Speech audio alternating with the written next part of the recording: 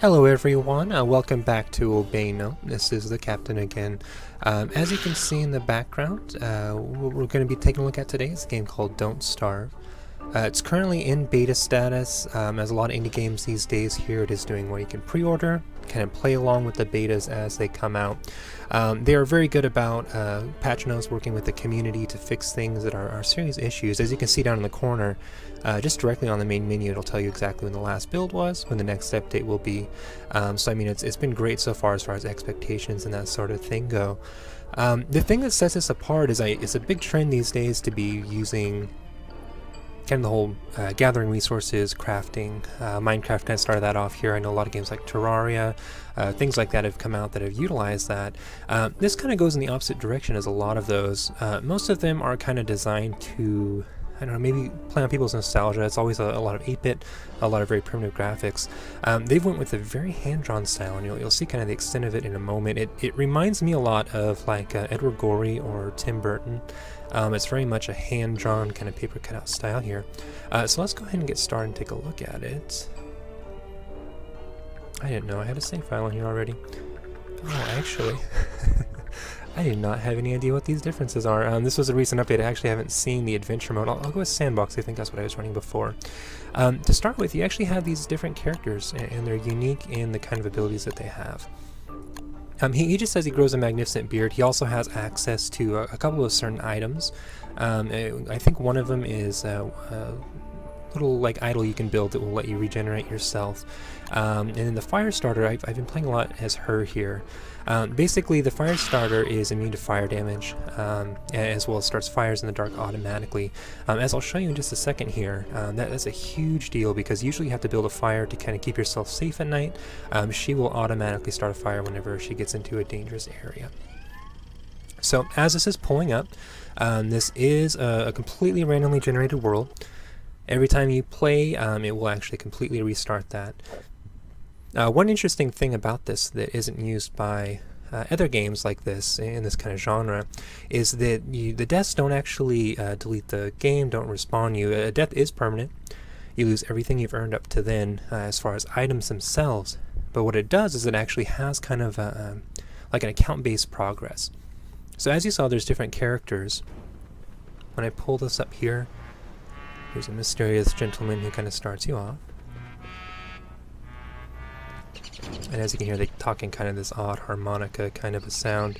But if you can zoom into the closest level, it's a very good style. It's very good. You can pick up things by clicking on them. But as I was saying before, the different characters, if you look over here, here are kind of your basic tools, basic things.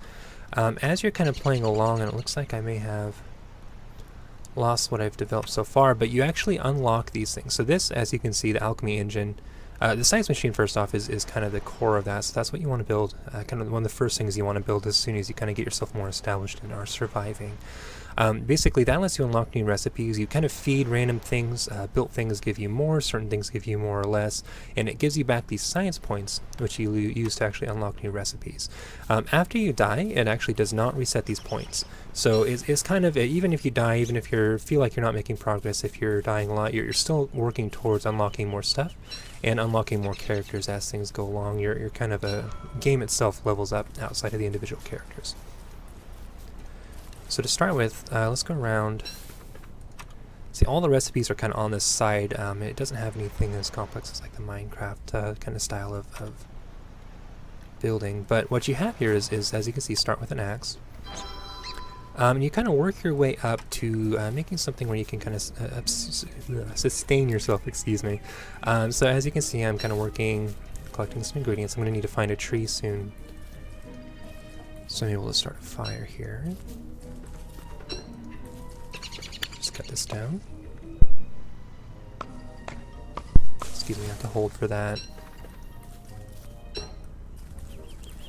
And the larger trees obviously will give you a lot more resources for your money here.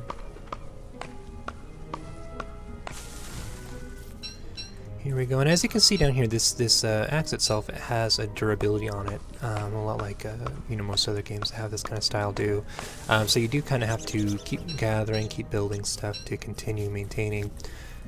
So let's check our map. Okay, and as you can see, as we're going along, it kind of fills out this map. It makes it easier to kind of keep track of where things are. And as things respawn, because the trees, for example, you'll have to replant to come back, but things like grass, birds, animals, that sort of thing will come back on their own. They'll show up on that map to make it a little easier for you to kind of keep track of. So I'm just kind of still collecting some resources, but as you can see over here, this is my hunger meter. I actually wish I would have looked up the last update. This is new as well here. I'll have to take a look and see what that is, and I'll fill you guys on that later. But this is your health, which is from direct damage from enemies and that sort of thing. And this is your hunger, which is, of course, you know, something you have to maintain by eating, and that's why I'm picking up these carrots and berries and that sort of thing. And then up here we also have our clock, which shows us kind of what time of day it is. Dusk, it starts to get darker, so the visibility is worse. But you're still completely safe, whereas in this zone, it basically becomes pitch black, and there is no way to survive there. Actually, there's this monster that comes out at night, I forget what they call it, but it will kill you instantly. And that's something that just happens after a certain amount of time in the dark. It's not actually a creature. I don't think they have any sprites for it. It's just kind of like Gru from old Zork games. It just comes out at night, you die instantly, and then that's the end of it. So you need to make sure you are within light when it does hit actually nighttime. So I'm building up some final resources here. Should have more than enough. Oh man, I'd like to build a shovel, because a shovel will let you actually dig up stumps, and it will let you actually replant grass, for example, and these saplings. But it doesn't appear I've got it unlocked here. I recently had to restart from fresh on my computer. I corrupted a bunch of stuff, and it's a long story. So it looks like I lost those save files. Let's see, I'm just getting some stuff prepared for nighttime. So what do I have as far as food? I've got 8 carrots, 2 berries. I actually want to hold off on eating those, because after you cook them, they actually become much more efficient. And kind of what I'm looking for at this point in time is some rock, because the rock is actually required to make the science machine, and the science machine is what you need to build kind of more advanced stuff. So, oh, and this is a gobbler.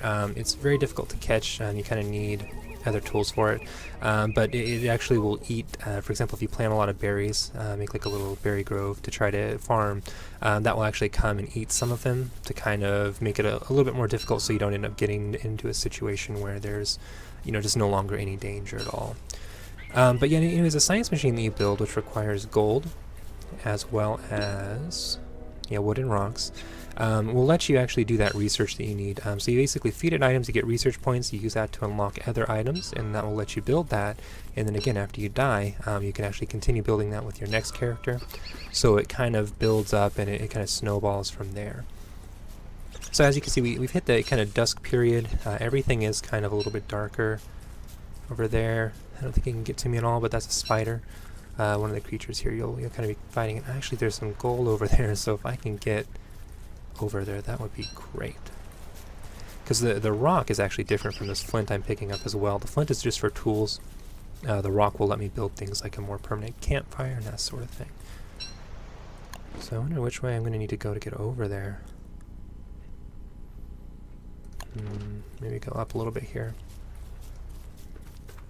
But as I said before, this is completely randomized, and that's actually a nice feature. I like when you zoom out, it actually shows like you're going up above the clouds if you go up too high, so it kind of caps out. But as you can see here, now we're in the night phase, so here it is completely dark. And I'll be quiet for a second so you can hear it. Okay, so it didn't make the noise, but basically she can make that fire, which will ward him off here, but it's not going to play. But you can also make a portal light source which stays lit continuously. This is actually something that goes out after a short period of time, and actually if you're near, let's see if I can land myself. Okay, so I'll wait a second. That's actually a bear fire, so that will actually light other things on fire. Same with this campfire. If you build a campfire too close to like the woods and that sort of thing, it will actually spread 2 trees. The fire pit actually will keep that from happening quite as much, but as you can see here, this will start to burn quite a bit. Luckily I'm immune to fire, so it's not going to be much of an effect, but another character would actually be in pretty good trouble there. For now, we are going to build a campfire though, and this is on other characters, including your starting character. This is necessary. This is something you have to build at night, or else you will die. It's pretty much guaranteed. And if you click on it, it'll kind of give some info. You can actually stock the fire with fuel as well. So I'm going to add in these pine cones. And that will kind of keep it going. But what we can actually do as well is cook. So as you can see, as I'm kind of cooking more, it's going from carrots into cooked carrots. And these are actually going to actually feed me quite a bit more. I'm going to have to look up what that number is because I'm really intrigued now.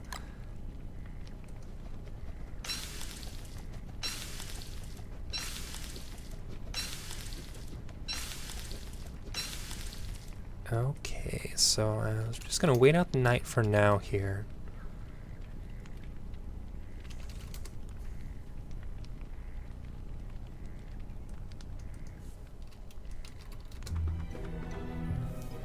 There we go, so that's coming back up. Okay, and I actually did look while I was waiting here as well. Excuse my lack of preparation, but the sanity meter, it looks like, is something new here. It's actually going up or down. When it completely drains, it looks like there's actually some creatures that come out, and everything becomes shaky, everything kind of gets a little bit crazy, and they'll actually start to attack you when it hits 0.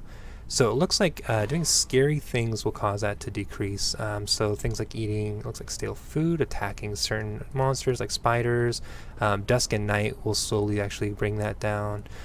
Digging up graves, which is something that you might be able to see a little bit later, and a few other things, including like eating monster meat and raw meat, that sort of thing that is uncivilized, that sort of thing will actually bring that down. Sanity gains would be like finding a pig companion, which is something you can find later on. Looks like daytime brings that up. Eating anything that's cooked, picking flowers, eating cooked food. Yeah, it looks like things that are kind of more civilized will bring that up. So it looks like that is kind of a balance. But if you continue fighting monsters, that sort of thing, without doing more civilized pursuits, it looks like here that will actually bring down. So for now, I'm kind of looking around a little bit more still here.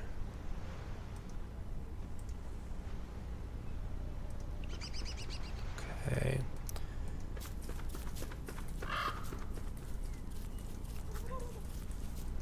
See if I can make my way over to that rock and show you guys how that science machine works. So I have 12 logs, so that should be enough for now. Actually, you know what? Let me go ahead and eat some berries. I love the animations in this game. Just the art style is just so good. Let's see, let's go ahead. See if we can make our way over to where we saw the rock and gold previously, and let's make ourselves a science machine. So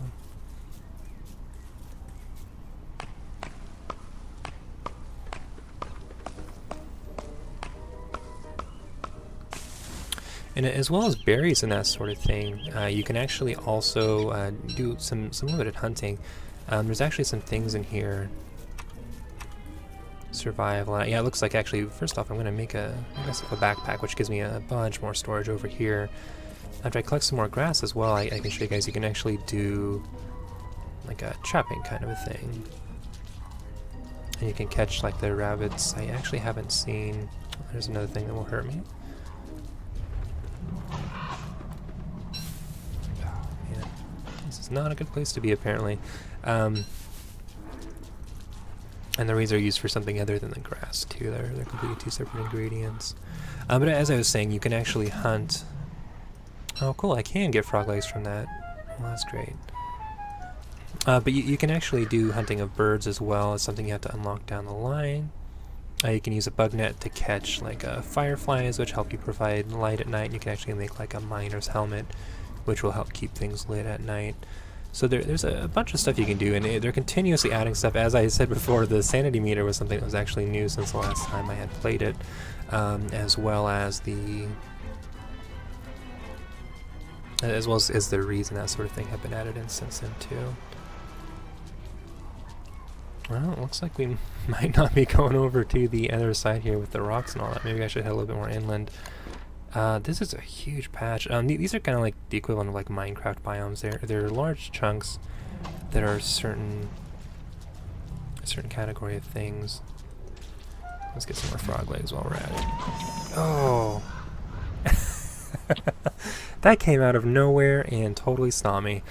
So as you can see here, it gives you like a level. As you go through, the longer you survive, the more rewards you get. Here I only got 400 XP. For longer runs, like I think I made it, I think it was 20 something days here. You died really fast because you are very weak in this game. You actually continue leveling that up.